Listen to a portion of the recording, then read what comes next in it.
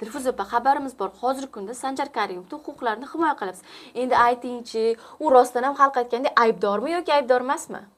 Aslida Jinoyat protsessual kodeksining 15-moddasiga asosan sud hukmi bilan aybdor deb topilmagan shaxsni aybdor deb bo'lmaydi. Qolaversa, bu ishda Sanjar Karimov faqat guvoh sifatida jalb etilgan. Unda nimaga Sanjar Karimov ularga biror marta javob qaytarmadi?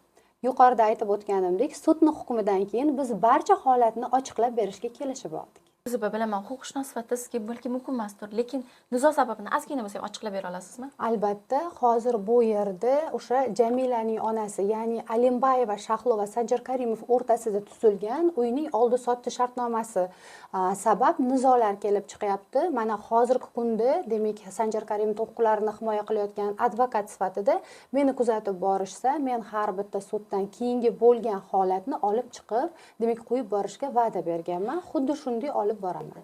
Sud jarayonini bilmasdan, protsess natijasi chiqmasdan, o'zingizni aktiv hayperlaringiz bilan shug'ullanayotgan ba'zi bir blogerlar, birovni sha'ni, qadr-qimmatini toptaganingiz, ijtimoiy tarmoqlarda yolg'on ma'lumot tarqatganingiz uchun javobgarlikka tortilishidan ehtiyot bo'ling.